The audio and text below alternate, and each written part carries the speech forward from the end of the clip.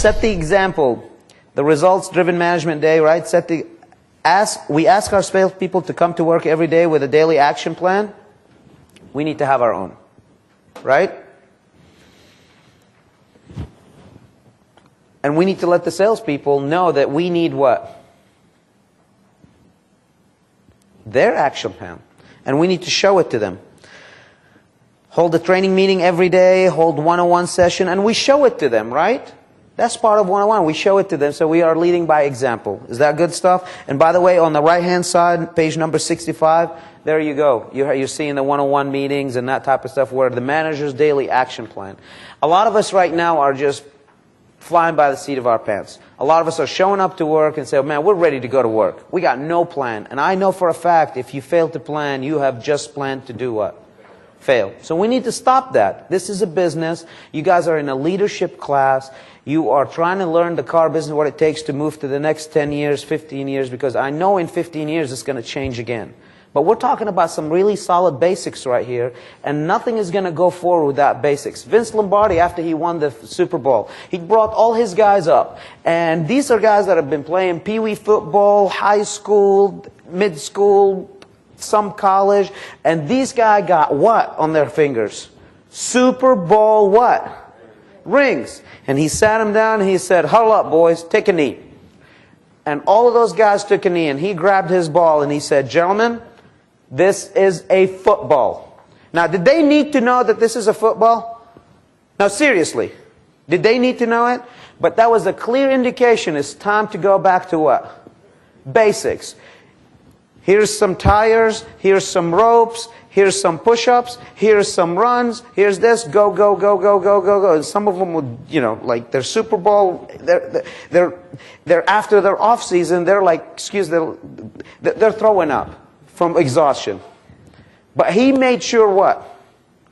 He got them back on basics. These guys got so good. These guys got so good that they line up against the team and they look at him in the eye and they say, hey buddy, how you doing? And he's like on a knee, right? The quarterback is about to snap. He said, listen, this is the play he's running. And you got nothing. I'm going to do it. I'm letting you know what we're running. And you can't do anything to stop me. And this is true stories. I'm not coming up with this. And they're so good at the basics. They run the ball right. I mean, they smash those guys through their nose, put them back on their back, and move on and execute the play.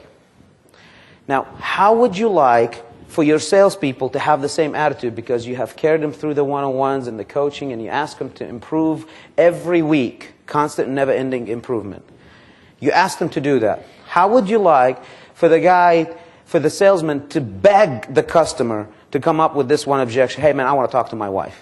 How would you like that? Like, please, just say you want to think about it. Come on, come on. Huh? What? That's what I thought. You want to think about it?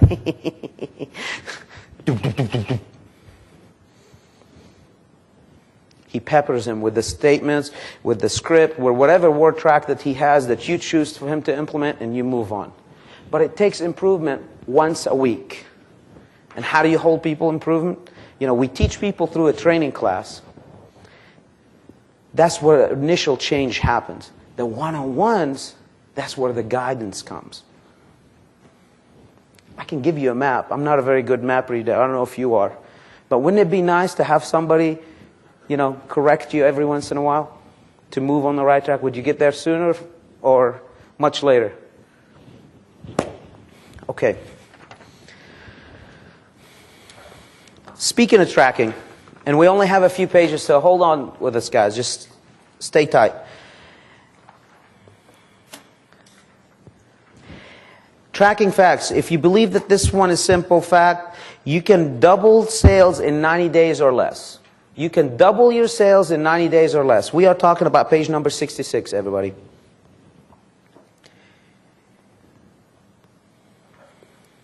You can get anyone bought if you ask them what? Enough questions, right?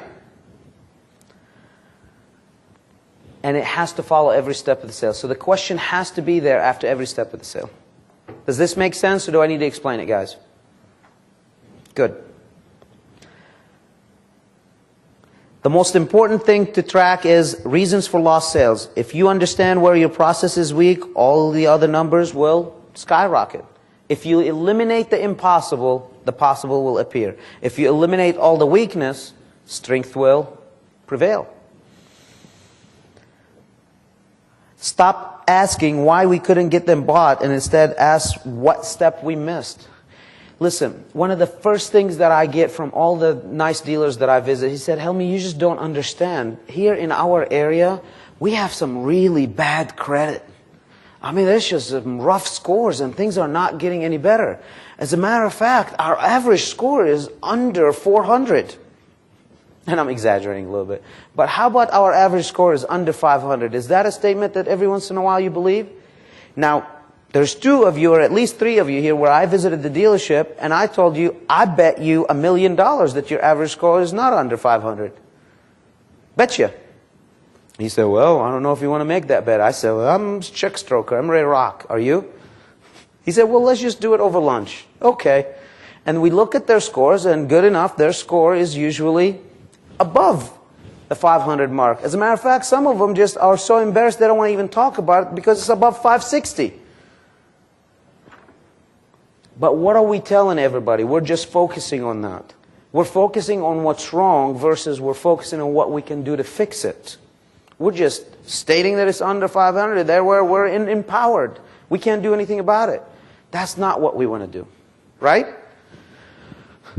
Stop asking why we couldn't get them bought. Instead, ask what step we missed. Because I believe 90+% of all lost sales is directly contributed to what? A step of the sale that was missed. There is a reason why a guy, when he walks in the dealership and out of 10 customers, he sells 9 cars. There's also another reason why a salesman, out of 10 customers, he sells 1. He said, I don't know of anybody that sells 9 out of 10 customers. I know of a guy that sold 85 out of 100 customers. Every 100 customers he grabbed, he sold 85 of them. But he followed the steps of sales, and it was very hard for him to follow, but it was my focus, because I knew what talent he has, for him to follow the steps of sales. It was a very tense relationship, but it was very profitable for both of us. But he sold 85 cars out of 100. Now, did they buy on the spot every time? It was easy? Absolutely not. He closed a lot of them on the spot, but he kept following up with those people and doing the right thing, and he ended up selling them. It wasn't easy. It was simple. We are not perfect, but we are continually working hard towards perfection. Never use a sales evaluation form to beat up your people. We already talked a little bit about that. If he scores himself a 5, you're not saying, hey man, how come you're admitting your mullet, you piece of... A 5? Are you nuts? And the next time he gives you an evaluation form, what is it going to be? 11, man. Buddy, I smoked that. Let me tell you something. I was so good at that. Man, this thing from 0 to 10 is not enough. You need to give me some bonus points because I nailed it. Whew, that was close. I could have got lit up again. Don't do that. Tracking is easy. When you commit 10 minutes a day to tracking, guess what? It's a piece of cake. How about tracking at the end of the month? It's the end of the month, the 29th. My boss is going to ask me to track. Let me tell you, man, I need to clear half a day just to track.